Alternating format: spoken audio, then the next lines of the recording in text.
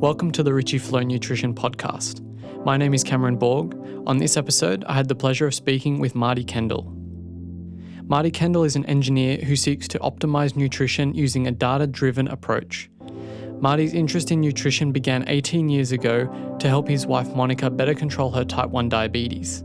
Since then, he has developed a systematised approach to nutrition tailored for a wide range of goals, contexts and preferences.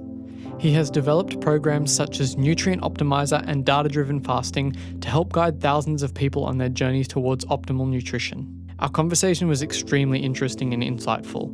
Marty's analytical approach to nutrition is one that I feel will become more commonly utilised in nutrition and dietetics in the coming decades. With an emphasis on nutrient density and whole foods, Marty and many of his colleagues have been able to help thousands of people lose weight and improve their health and well-being. Nutritional geometry and analytical approaches to nutrition are extremely interesting to me. Marty's approach is precisely the kind of non-dogmatic and open-minded venture that I feel is likely to be extremely valuable in nutrition research in the coming years.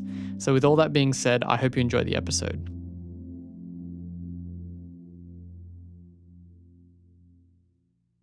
Thanks so much for coming to speak with me today, Marty. I've really been looking forward to this. You look like you're a real wealth of knowledge, and listening to your stuff, it's really quite an interesting take. Thank you. I've always found it really interesting listening to people who come outside of the nutrition and health space, who have gotten really into it, because I think they bring such a fresh and non-dogmatic perspective. And I think people like yourself have a lot to offer in this space. So I was just wondering what you thought the advantages of your engineering background have been on learning about nutrition and health. Yeah, I'm just data-driven, and I believe the numbers. And I've seen, like we were talking about before, I've seen the role of belief in nutrition. And growing up from Gary Fettke introduced us, and I had a chat with Belinda about they've dove down the rabbit hole of the role of the SDA Church and religion on the nutritional paradigm and what we believe about nutrition. And I grew up a Seventh-day Adventist, and since I discovered Rob Wolf and paleo, sort of my thinking changed about the world a lot since then. But I just understand how dominant belief and bias can be in nutrition, not to mention, financial incentives. So to be able to go, okay, what is true? I spent a couple of years trying to, when I realized what school fees had cost, want to be a trader, and developing trading systems and delving into all that. And the numbers don't lie, and hedge fund traders don't get paid based on their belief. They get paid on what actually returns dividends. So to be able to mine the data to work out what is actually legitimate and what actually works and what actually gets the results you want is very important for me. And I think as an engineer, to be able to understand the different factors that influence satiety and how much we eat, and our blood sugars and blood sugar stability, and getting off the blood sugar roller coaster, which is really important for my wife and my son, who are both now type 1 diabetic. That's really important. But and I see that data every day on my screen with blood sugars and insulin oscillating as they eat, and I can see the data, and I realize not everybody else has access to that data or cares about that data, or I have a mind that wants to say, what are the factors and what are the biggest factors and what are the most significant factors. So yeah, I've just been on a mission for the last 10 years or so, just trying to refine that thinking. It seems fascinating to me because engineering and the mathematics that underpin it seems so black and white. Whereas nutrition seems to be this infinitely complex, everyone's different, foods vary. We're all from unique place to place. snowflakes, and, and we're not. We're all very similar in a lot of ways. So I was wondering whether you thought there were any shortcomings with such a black and white approach to an area that is, more complex and diverse. Yeah, nutrition is definitely complex and diverse, and there are many, many factors that influence um, nutrition and why we choose to eat. But I suppose I've been on a mission to understand what are the biggest ones and what are the ones that, which ones aren't significant. So I suppose in that, looking at satiety and how much we eat and how much we eat without conscious restriction, it's, macronutrients play the biggest role. We basically, Robin Hyde Simpson at University of Sydney talked about the protein leverage hypothesis, which has been demonstrated to be, work in from grasshoppers to slime to humans and all, not even mammals, but, everybody chases protein. We eat enough energy until we get enough protein. And protein is definitely the most dominant factor in our satiety. So protein percentage, basically getting enough protein without too much energy. We need energy from fat and carbs, but as we reduce the energy from fat and carbs, increase protein percentage, we tend to be more satiated, we eat less. But, my analysis has dug down and found that it's not just protein, it's really a micronutrient leverage hypothesis that I'm trying to get the ball rolling. And that, when you dig down, you see in multivariate analysis, you see that potassium and calcium and sodium and, various vitamins also have statistically significant roles in how much we eat, how much we crave. We crave the nutrients we need, and if the food we have access to doesn't contain enough of them, we just keep on eating more. That's so interesting. I really wanted to ask you this question because you're so data driven. How much do you think we really know about nutrition and the way foods interact with our physiology?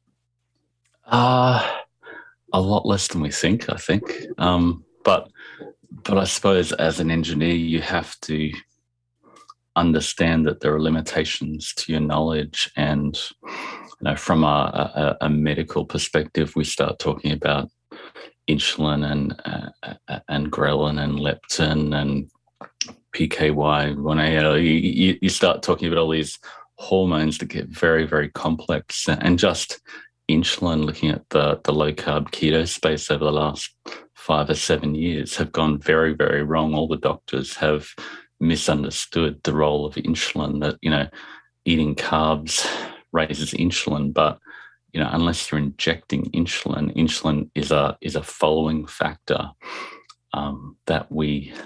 insulin increases when we consume more energy than we need, and it just helps insulin's the signal to the kidney to the liver to hold onto the energy in our body when we keep on eating more energy than we need. And unless we're injecting insulin, it doesn't make us fatter, it doesn't make us crave more energy. It's just a storage hormone that holds everything back in storage. And when you look at just one hormone and how horrifically we've misunderstood that, when you start to look at all the other hormones that are incredibly complex and interactive, I just don't think we've got any idea. But what we can do is say, what are the people that eat more or less eat? What are the parameters of their food? What are the major parameters of their food that influence how much or how little they eat, and how can we mimic those? So again, going back to trading, you look at, hey, what are the factors that of, the people that make the most money, or what are the characteristics of those people? How do we imitate that and mimic that behavior? I just don't think we can understand the complex biology completely to get a conclusive system. But if you look at the biggest levers, then you can just imitate those, and that works really well. I think that's why I like David Rubenheimer's work so much, because his work shows, and I've been thinking about this a lot, something is more real if it's real at multiple levels of analysis at the same time. So the fact that this trend, this protein leverage hypothesis, is the same at basically every level of biology, that's really something you can hang your hat on when you're looking at nutrition. And I think we need to really start at these foundational concepts first, and then we can work our way up. And I got a lecture from him at the University of Sydney. Yeah, he was very cool, and I read his book straight away, and I thought this is really, really powerful stuff.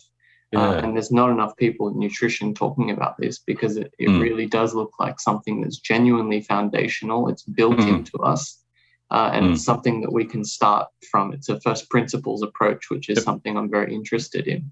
Yeah, totally. Had a great chat with Stephen and David, and showed them all my stuff. And they said, have you done a multivariate analysis in that, Marty? And I went, okay, I was about to extract more data from Nutrient Optimiser, and now I've got 125,000 days of data from 35,000 people.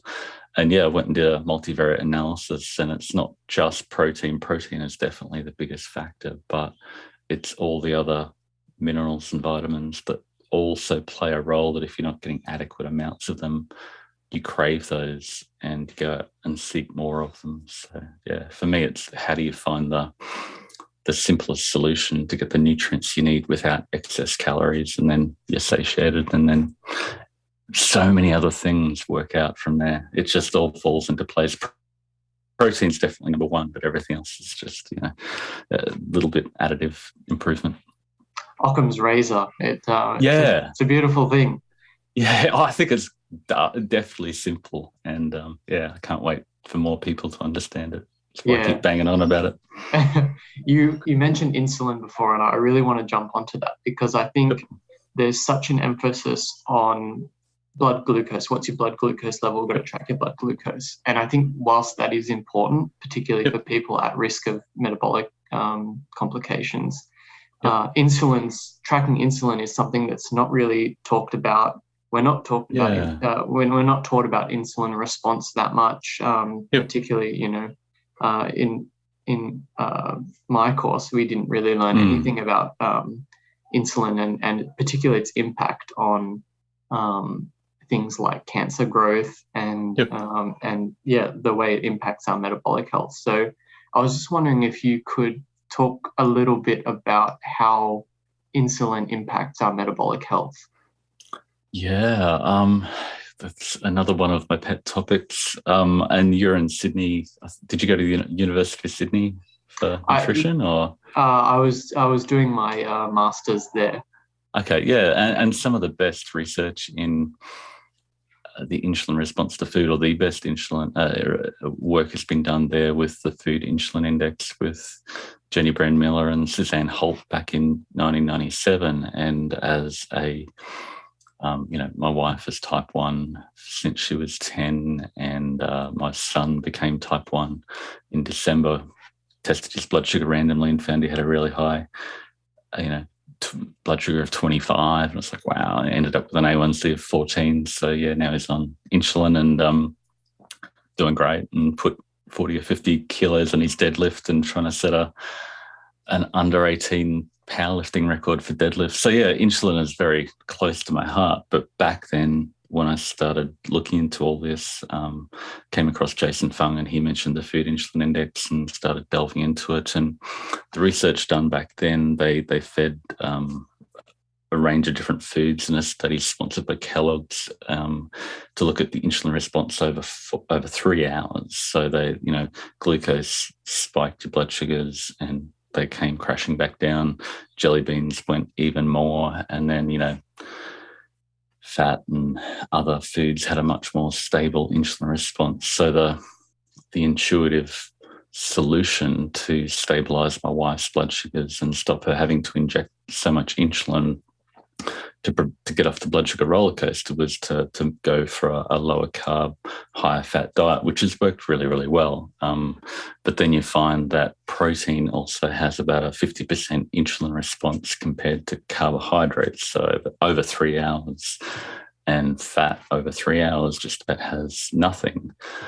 But then when you keep going down that rabbit hole, you end up drinking olive oil and MCT oil and butter, and you go, wait up, there's not a lot of nutrition, there's not a lot of nutrients or satiety or protein value in these foods. And the more I, dug and dug and dug, I realized that, again, protein has a massive positive response to satiety, and really that the dominant insulin that my wife and my son need to take, about 80% of their daily insulin requirement, is whether they eat or not. Like on a lower carbohydrate diet,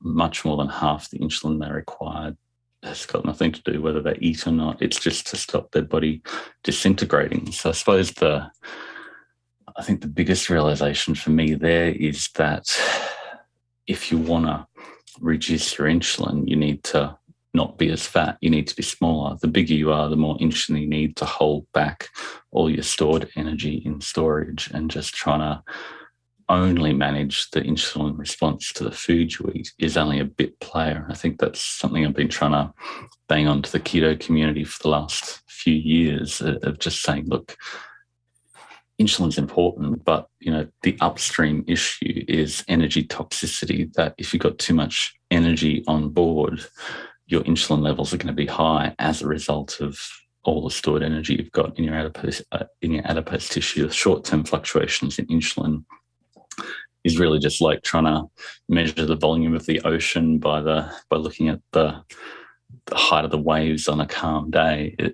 You're not really looking at the important factor, which is your energy toxicity. So if you want to reduce your overall insulin demand, you need to reduce how much body fat you're holding by modifying satiety. So satiety is definitely the major factor, but having stable blood sugars within a healthy range, maybe raising by maybe 1.6 millimole per litre after you eat, is definitely a good thing to get off that, to not have your blood sugars crash. But the most important thing is to, focus on high satiety, nutrient-dense foods that'll bring your overall energy down, which will have a consequence of lowering insulin. Yeah, I think there's a lot more that needs to be, a lot more of this information that needs to be spread surrounding insulin, because I think it goes hand in hand with measuring and monitoring the glucose as well. And I haven't delved into this too much, but I do remember seeing a paper a few years ago where they were measuring insulin responses, and they did one with white rice, and then they did the same white rice with tuna, and the insulin response was bigger when the two were mixed together, which I guess, from at least the way that I was taught in university, was a little bit counterintuitive. But it made me think, there are quite marked differences in glucose responses between different people. People respond very differently to different foods. And I was just wondering if those responses, if insulin responses are equally diverse between people, or are they fairly uniform, fairly uniform for the same type of foods for more people? Yeah, there's a lot of interest these days in trying to interpret the crystal ball or the Ouija board of your CGM, which is interesting. Like, people are getting fascinated by the continuous glucose monitor, and the glucose goddess is talking about, if you eat this food first and then that food, then you can have your fries if you eat your beans first, or some weird combination of different foods. But the Zoe study did Zoe, who look at the gut microbiome and trying to use glucose as an indicator of controlling glucose with your gut microbiome. Their own study actually found that the biggest factor in your insulin response is, the level of obesity that you have, and secondly, the macro composition of the food you're eating. So if you've got more stored energy in storage, then basically, if you think of it from an oxidative priority point of view, that your body fat is the largest storage fuel tank in your body, and then upstream you've got glucose in your blood and your liver, your blood glucose and your glycogen, and then you've got alcohol and ketones right upstream, basically the rocket fuel that have to be burnt off. If you've got a whole lot of excess fat in storage, then the glucose is sort of just backed up in the system that needs to be burnt off first. So if you have a high carb meal, you're going to see a much larger rise, not because carbs are the only bad thing you can eat. It's because your body fat is, over full, and there's no flux to allow, that backup of fuel to be dissipated. So if you've got overfull fat stores, you're going to see a much bigger glucose rise. So, the biggest factors that are going to influence your blood sugar and insulin response to food is just, how much fat are you storing, how much, what's your waist to height ratio, I think, rather than delving into continuous insulin monitors, which will make people even more confused than watching their continuous glucose monitors. It's just, get out your tape measure and measure your waist. If it's greater than 0.5, then it's time to dial back the energy from fat and or carbs. So, and prioritize, amino acids, protein, and vitamins and minerals with less energy. And then that'll help you stabilize your blood sugars and insulin without having to micromanage that as much. Yeah, I think that's a really great, again, we're going to these foundational principles, people getting caught up in the minutiae too much. Yeah. And we have this data-driven fasting course, and we encourage people just to use a simple glucometer, test your blood sugar to validate your hunger, and then eat when the glucose fuel tank drops down. But a lot of people come in with continuous glucose meters because they're the coolest thing on the block, and those people just get confused and caught up in trying to interpret, I had a coffee, it raised my glucose by 3 points. And is that going to make me fat? Or I sneezed, or I did a workout, or, is that going to make me fat? And it's like, no, stop trying to manage the minutiae and look at the big rocks first. And that's where, the engineering mindset is, what's the most significant thing you can look at, manage that parameter, and everything else will fall into place. Yeah, I think this is a great place to switch into. I think this is another passion of yours, which is nutrient density. And I'm going to try and make it very clear that what we're talking about is, when we say nutrient density, is nutrients per bite, not nutrients per calorie. And I think that's yeah, you can look at it both ways, but yeah, you can look at nutrients per serving and nutrients per calorie. Yeah, I don't particularly like the whole calorie kilojoule model because I'm not a calorimeter. And sure. And personally, I've been very thin all of my life, and it doesn't matter how much I ate, I'm never putting on any weight. Yeah. So at least at the moment, genetically blessed. Yeah, well, I could have 6,000 calories a day and probably lose weight. I think there's just so much more going on. Yeah. So it may not work for you in 20 years, but maybe, I'm lucky. I think that's a really big problem with young people is their bodies are so robust, they can just put up with absolute neglect, and it really leads them astray later on. Catches up with them.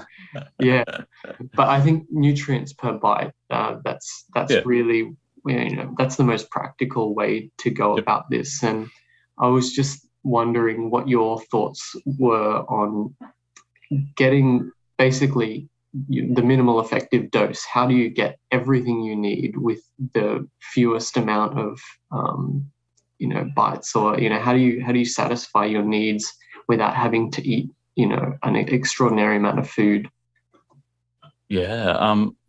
Going back to the data analysis, we've looked at the satiety impact of different foods. So looking at, if you eat, to be honest, it is nutrients per, each nutrient per calorie or percentage of energy, because that is the way, you can't equivalate bites of spinach versus bites of steak, but you look at the satiety response to each nutrient from protein, fat, carbs, and then all the minerals, and you can see the point that is achievable with whole food that provides the lowest satiety response. And you look at protein, a higher percentage protein will, if you go from 10% to 55% protein, which is really hard to do. Most people can't eventually your body goes, give me energy. I just want the pizza. I don't want the egg whites and the chicken breast anymore, thanks. But if you do that, you're dropping your calorie intake by 55%. People who eat a high percentage of protein massively drop the calorie intake. Carbs going from 45% down to say 15% will have a similar sort of a drop of 28%, and fat going from 70% to about 30 or 40% will also drop your calorie intake. So that's the biggest factor. But we aren't a bomb calorimeter, and like just to touch on that point, carbs and fat are basically carbon-carbon bonds that break down and release energy in our body, which is great. Protein really doesn't work as a simple fuel source. Your body hates using protein for energy. So it's not completely a free food, and it can be converted to ATP or eventually fat, but it's really hard for your body to take amino acids and turn it into ATP or through de novo lipogenesis, turn it into fat. It really wants, most people don't eat enough protein to give their body what it needs to build muscles and build neurotransmitters. There's so many things that amino acids do in the body. So when you look at nutrients per calorie, it's really dialing back the energy from fat and carbs that metabolize similarly but at different rates. But then, when you can do the same sort of process that I talked about with all the other nutrients as well, and you see a definite trend for most of them that once you get more potassium per calorie or more calcium per calorie, we tend to eat less. But where that gets confounded is where the food system says, oh no, we're refining our food so much, it's just this mush of refined sugar, refined oils, and refined grains, but we're not actually getting nutrients. So then they go, let's dump all this synthetic fortified nutrients into the food system, and it seems that hasn't helped us, and we tend to eat more of those processed foods that have got the fortification in them. We basically go, oh yeah, I'm not bored of the wheat puffs because they're fortified. I'm not going to go searching for those nutrients in the fish and meat and veggies that actually contain them naturally. I'll just keep on chowing down on this low satiety breakfast cereal or whatever processed food that's in the centre aisles of our supermarket that we designed to make us overeat them for profit. From your analysis of all of this information, what have you seen are the most difficult micronutrients to reach an adequate level of? Yeah, potassium is the biggest, strongest factor. It's a nutrient of concern, and we're just not getting enough in our food system. Basically, the soils are very depleted through use over and over again with massive amounts of fertilizers and modern agricultural methods that have depleted our soils of potassium, so they're not in the grains, and we're definitely not eating the green non-starchy veggies that actually contain nutrients like potassium and magnesium and everything else that we need. But there's no single nutrient for everybody, or it's really a matter of, what are you currently eating? If you're a plant-based vegan, you've got different nutrient requirements compared to a hardcore carnivore at the other end of the spectrum. Different people have different cravings for different nutrients that will better satisfy their appetite and make them more satiated. Yeah, I often wonder about magnesium because particularly on a maybe a more paleo or more ketogenic or more meat-based diet, I from what I understand, it's quite difficult to get enough magnesium, even if you're prioritizing plant foods.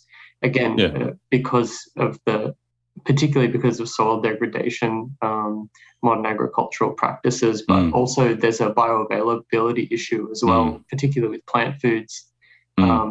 So do you have a particular way of dealing with magnesium in the diet? And I've come to think that the best way to get it is through water, and that's where I like to get mine as much as I can. Our filtered water, in the past, we would have been drinking water from natural streams, which would naturally contain a lot of nutrients naturally. Like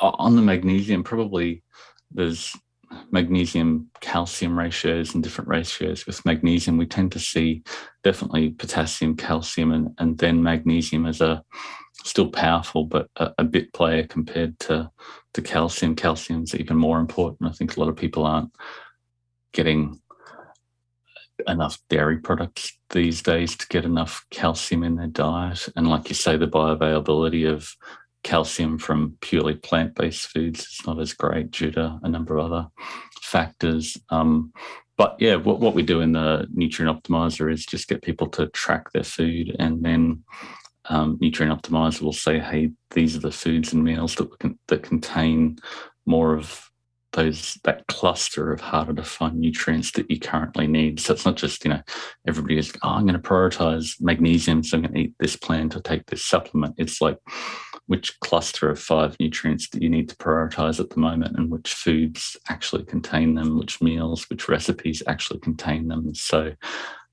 if you just think in terms of one nutrient at a time, you end up, having a massive box of pills that you bought on eBay that you never use, or give you diarrhea and they end up flushed out in the toilet with brightly coloured pee or diarrhea. But if you get the nutrients you need from whole food, they're in the form that your body understands, and they work synergistically together from the whole food that's ideally produced in an environment that's healthy and robust, and giving back to the world rather than depleting the world, and not so reliant on fossil fuels, which are, as we speak, becoming more and more expensive. Yeah. Something I found really interesting that when I was speaking to Gary that he stressed, it really sort of crystallized in my mind the days following, was that the way that someone with metabolic syndrome or type 2 diabetes, the way that their body treats these macronutrients is very different than someone who is metabolically healthy. So that makes me wonder, is there a plan? Clearly there has to be some change over time with the protocols that you're using, with the dietary patterns that you're using. Do you often have to reassess as people become more metabolically healthy, as they're implementing more nutrient-dense foods? They may be implementing, intermittent fasting. They're becoming more metabolically healthy. Will their approach have to change, and in what time frame do you normally see that happen? Yeah, I suppose first on the approach, I think, like, I've probably got a bias here from living with 2 type 1 diabetics, but if your blood sugar is on a massive roller coaster, the first priority is to not be overfilling your glucose fuel tank. If your blood sugar is rising significantly all the time, you don't want to keep it flatline, because that requires just living on refined oils and fat. But you want to dial back the refined carbohydrate or have less processed carbohydrate to the point that your blood sugars sort of rise by less than 30 milligrams per deciliter or 1.6 millimoles. So that's sort of a nice healthy range where your blood sugars don't come crashing back down and you feel really hungry, because when you get lower than what you used to, because you've tried really hard to be good and deprive your body and fast longer than somebody on Facebook and get high ketones, and you can win I've got a 3.5 ketone value and look at me, aren't I really smart? Then you just face down in the donuts, and you're reading Mark Matheson's book at the moment, and you talk to Satch and Panda, and they do experiments in lab rats and mice, but they have consistent food. You just give them the same rat chow, but we have this access to whatever we want. We're not going to choose the chicken breast and egg whites and broccoli when we've fasted for 3 days. We're going to be reaching for the most energy-dense, nutrient-poor food we can. So that's where blood sugar is really important, to make sure you stabilise it and you don't get that crash to the point that you end up making really poor food choices when you eat again because your blood sugars drop too low. So that's the carb component.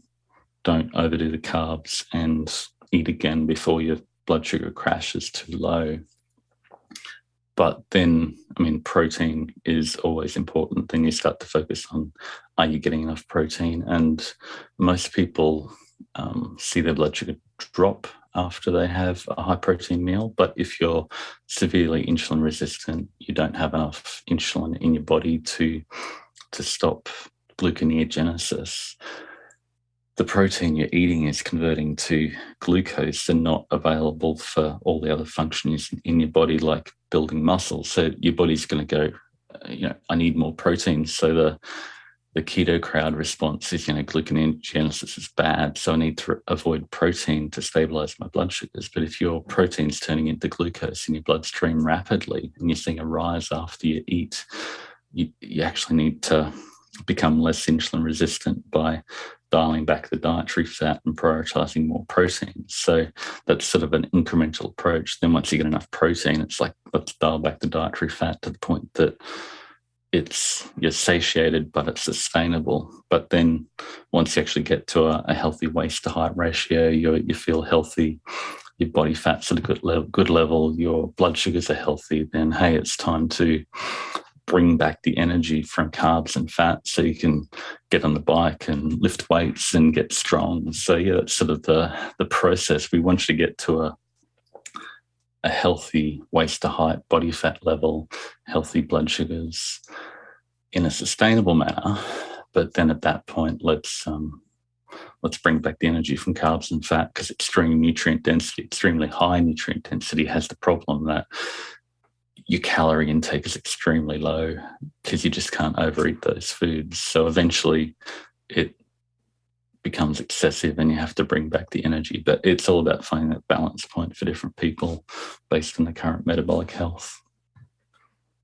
Yeah, I really like that approach because, I feel like a lot of people think I just never need to, I need to never eat carbs and that'll solve the problem. Well, maybe it might help you get to a place where you can tolerate those things again and you can benefit from all the great things that they have to offer. Yeah, it's a matter of dialing back once you dial back your body fat, then the carbs, the glucose is going to be backed up in your system, because the reason why you can't tolerate carbs is you've got too much fat in storage, so your body's always busy burning off the carbohydrate you eat, and you see that in your bloodstream fluctuating because you've got too much fat on board. Yeah. I wanted to switch gears a little bit. I believe you're aware of Dr. Joel Friedman using what he calls a nutritarian diet. Yep. A few years ago, and I may be wrong on some of the specifics, but I think I'm correct in the majority of what I've heard, that he's published a paper showing reversal of type 1 diabetes, I think in a 15-year-old boy. It was late onset, they caught it very quickly, and he used his approach, and he no longer needs insulin. I'm trying to get in contact with Joel to talk about this because the paper's behind a paywall and I can't get my hands on it. So it's a bit annoying for me because I actually just want to read the paper and see what the specifics are. But I was just wondering on what were you aware of this paper and what your thoughts were on it?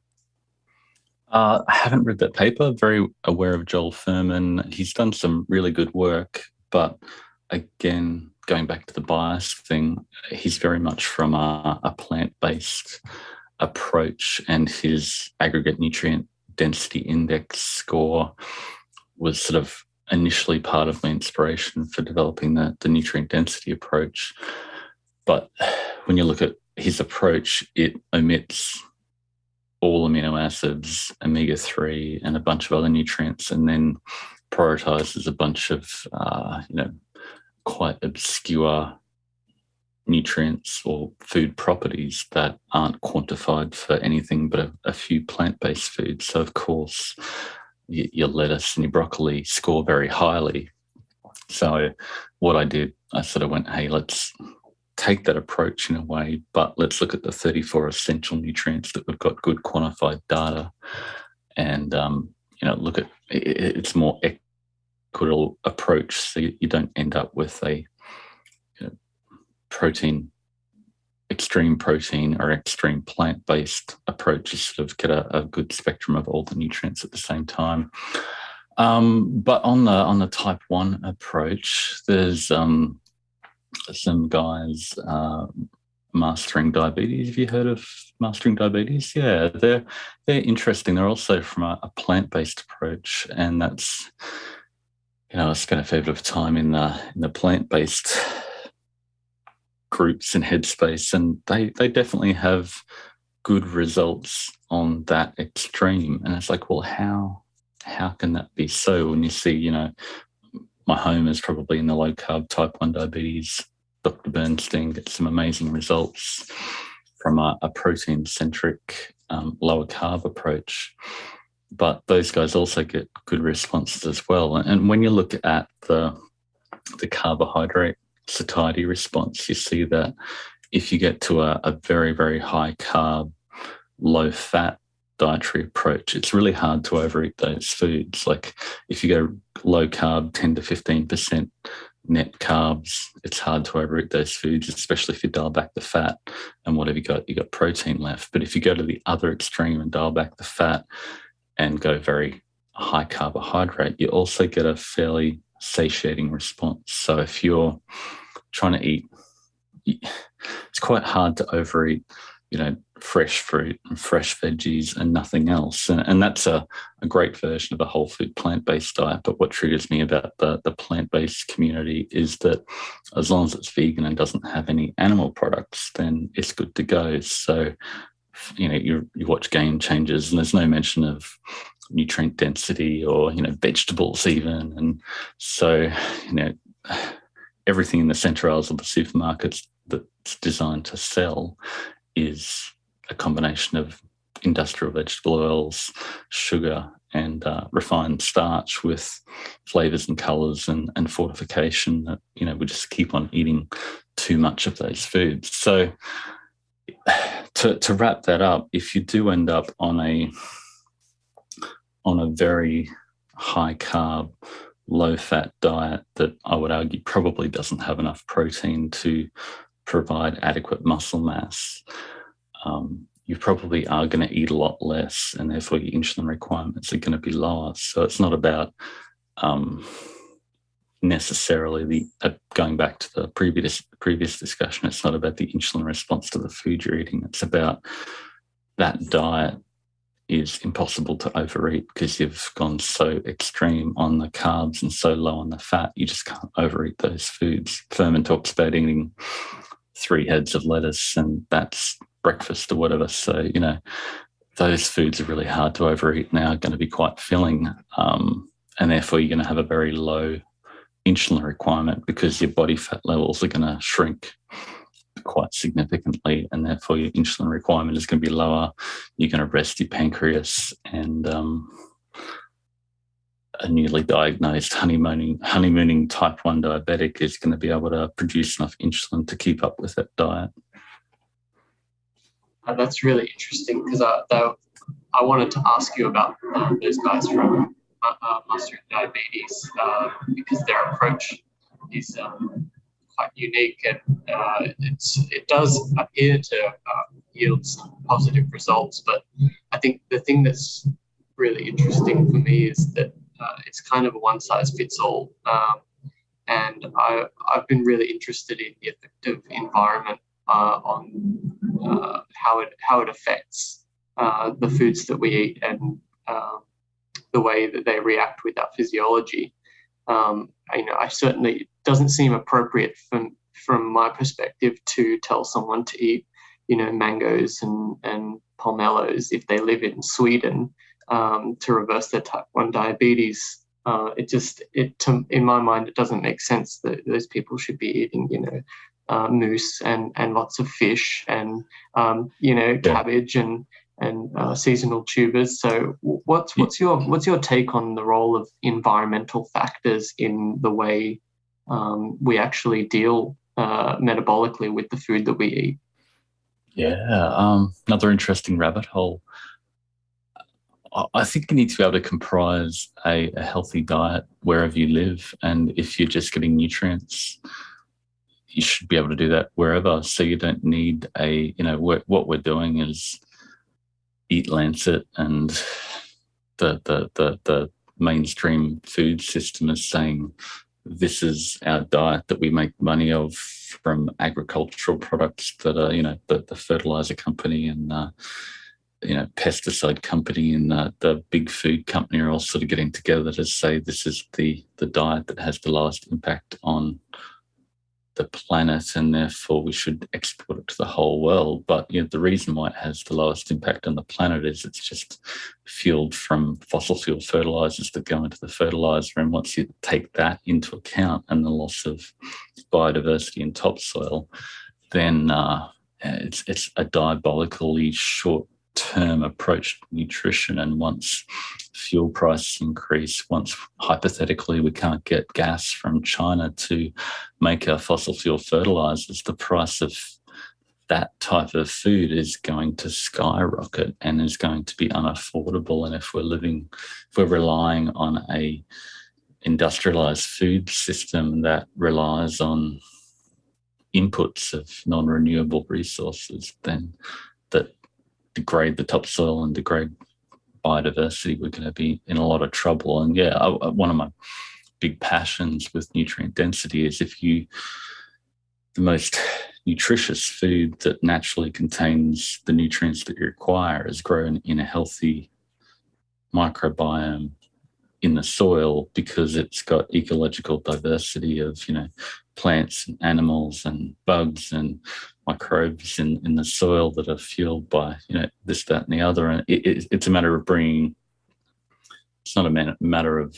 animals versus plants. It's a matter of bringing animals and plants back together to grow them in a similar way that nature did 10,000 years ago, without the input of exogenous energy from natural gas that's fueling our fertilizers, that's making them grow overnight, but depleting everything in our environment at a massively rapid rate. So, we've got people in Sweden eating, horse and, wacky cod liver and, extreme things, and people in Africa eating weirdly extreme things, and vegetarians, thriving as well and making a nutrient-dense diet in their environment.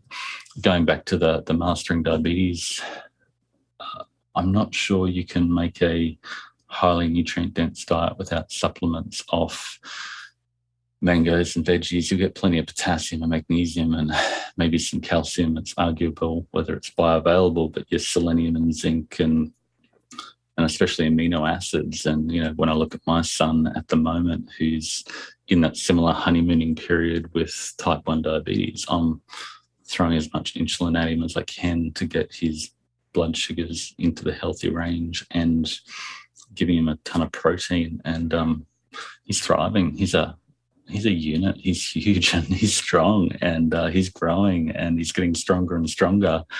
And I look at some of those kids who are on, I get people send me stuff on Facebook and you see, Charlie's off his insulin, or doesn't need much insulin, but look at him, he's not a thriving kid. He's a skinny, some would say malnourished looking kid that looks like he should be growing and powering on. But you see the same thing on the other extreme with paleo ketogenic diet guys. They're, minimizing protein and just giving them fat, which is a very low insulinogenic diet. But those kids aren't growing and thriving and getting stronger. They're, eat for vitality, eat for, do I feel good? Do I perform well? Do I look good? Do I, am I optimally sexually, is that all working for me? Are my hormones powering on the way that a hunter-gatherer would have 10,000 years ago that would have continued the species? Anyway, lots of tangent rants, but I'll stop there. Yeah, I think it's all relevant and it's all tied in, and I think that's such a great story about your son. I think you know, if there's one thing to take away from it, I like what you just said there. And his A1C's gone from 14.4 to 5.2. It's just, he's thriving, and you look at him, he's stronger than he was 3 months ago. He's performing so much better because he's got the insulin his body needs that his own pancreas wasn't able to produce because of his mum's autoimmune condition. But, slam the insulin, give him heaps of insulin. Insulin is not to be feared if you require insulin is a problem if you're injecting it because you're too fat. And if you inject too much insulin, your blood sugar is going to plummet, you're going to get hungry. But everybody else fearing insulin, and avoiding, especially if they're avoiding protein because it's got an insulin-agenic response, is barking up the wrong tree. I imagine it would have been pretty magic to see the A1C numbers come down and just that feeling. It's a beautiful thing. Yeah. It's a beautiful thing. And now his pancreas is getting a rest and able to produce more of his own insulin, and we're dropping back the insulin more. But initially it was like, let's drown him in insulin and, 50, 60 units of insulin a day. His mum's on 20 or 30. But, he's a growing kid and he needs insulin to grow. So. Yeah. That's a really awesome story. I love when you can hear success stories like that. And I think really when it comes down to it, the most important reason to take care of ourselves is so that we can contribute and give back. And when we're really taking care of ourselves like this, we give ourselves the best chance to live up to our potential. Which is why I'm just so obsessed with talking to as many people as I can, because hopefully we can actually help some people get their health back. That's the rewarding thing, is just seeing when people just go, hey, let's look at my blood sugars and dialing that in and using that to tame my intermittent fasting regime, or dialing in macros, or if they want to go to the next step, dialing in micros. It really works. It's not magic. It's not easy, but it really, really works if you do it consistently. Fantastic, man. I think that's a great, happy place to end this conversation. It's been a fun chat. Couldn't think of a better way to finish it with such a great story. I just want to thank you so much for coming to chat with me. But where can people find your work and support you? We've got Optimising Nutrition is the website, so optimisingnutrition.com. And then we've got a few products with data-driven fasting that uses blood sugars to dial in when to eat, and it also helps you guide what to eat. And then macros are really confusing, so we just created a macros masterclass for 4 weeks to help people start where they are and just tweak it a little bit to get sustainable outcomes, which works really well. And then if they want to level up to the ultimate level of nutrition, we've got a micros masterclass, which helps people dial in the micronutrients with real food and throw out all those expensive supplements, which works really well. So it's a whole lot of fun. And as you say, the results are what makes it all worth it. So really enjoy seeing that movement growing. I'll make sure I put links to all of your stuff in the show notes so that people can access it from there. Thank you so much, man. This has been an absolute pleasure. Thank you. Take it easy. A lot of fun. Thanks, Cheers. Cameron. Great to chat. Bye. Thanks so much for listening to this episode. I really hope you enjoyed it, and hopefully you learned something from it. If you'd like to keep up with Marty's work, I've put links in the episode notes so that you can get to his website directly. If you'd like to support the podcast, you can subscribe on Spotify and YouTube, and you can leave up to a 5-star review on Apple Podcasts. This is a simple, no-cost way to support my work and help me reach more listeners. Thanks again for listening, everyone. Take care.